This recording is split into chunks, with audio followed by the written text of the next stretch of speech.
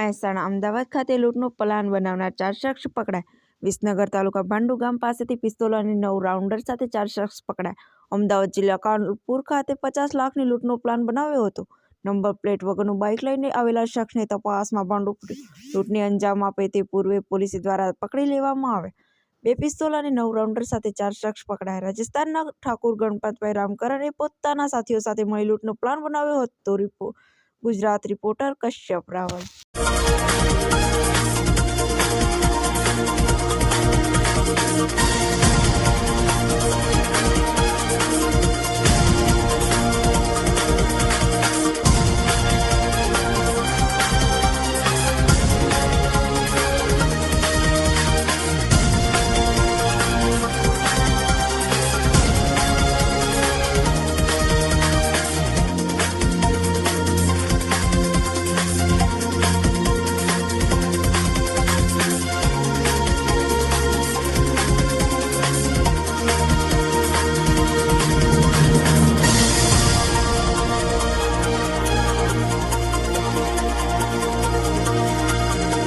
મહેસાણા જિલ્લામાં ગુનાહિત પ્રવૃત્તિઓ પર નિયંત્રણ રાખી શકાય અને ગુનાહિત પ્રવૃત્તિઓ ના થાય તે માટે સ્થાનિક પોલીસ તથા એલસીબી, એસઓજી તમામ શાખાઓને ગુનાહિત ભૂતકાળ ધરાવતા લોકો પર નજર રાખવા માટેની સૂચના કરવામાં આવેલ હતી।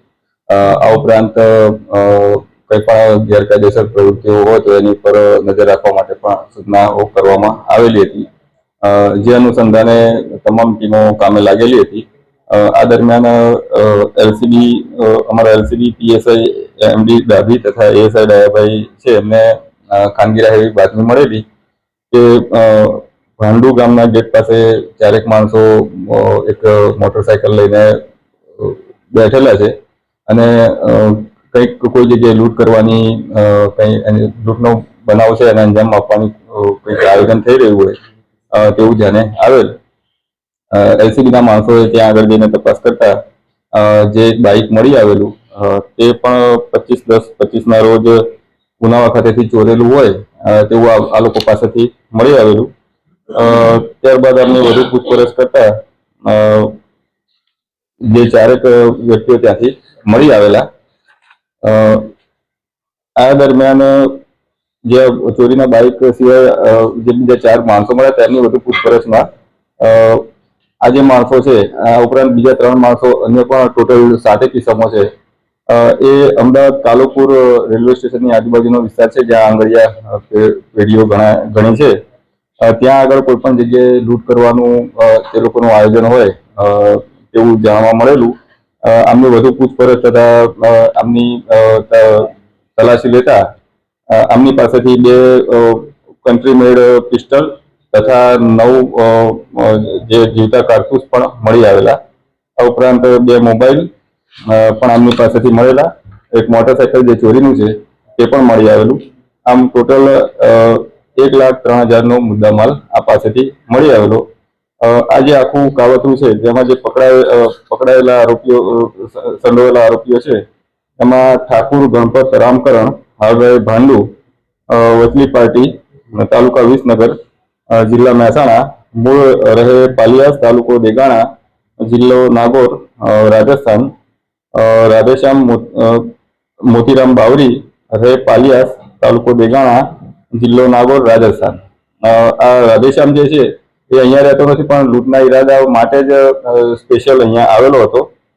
જીતેન્દ્ર બોડારામ બાવરી રહે મંડાવર રોડ તાલુકો જેતારણ જિલ્લો બ્યાવર રાજસ્થાન। જીતેન્દ્ર બાવરી છે એ પણ અહીંયા રહેતો નથી પણ ફક્ત લૂંટ માટે જ અહીંયા 2 દિવસ પહેલા આવેલ। આ ઉપરાંત ઠાકોર અલ્પેશજી જીતાજી રહે વડુ ઉગમનો વાસ તાલુકો વિસનગર જિલ્લો મહેસાણા। આ 4 આરોપીઓ પકડાયેલા છે। આ જે આખું આયોજન હતું તેમાં 3 આરોપીઓ વોન્ટેડ છે।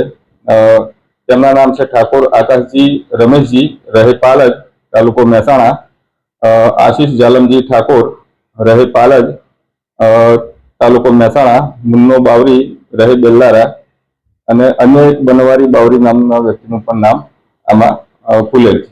સર, ભૂતકાળમાં લોકોએ કોઈ જગ્યાએ લૂંટ કરેલી હોય કે ગુનાહિત કરી? આ તમામ આરોપીઓનો ગુનાહિત ઇતિહાસ તપાસતા એક આરોપી જે રાજસ્થાનનો છે રાધેશ્યામ મોતીરામ બાવરી, એની વિરુદ્ધ ટોટલ 8 ગુના રાજસ્થાનમાં દાખલ થયેલા હોવાની હકીકત મળેલી છે.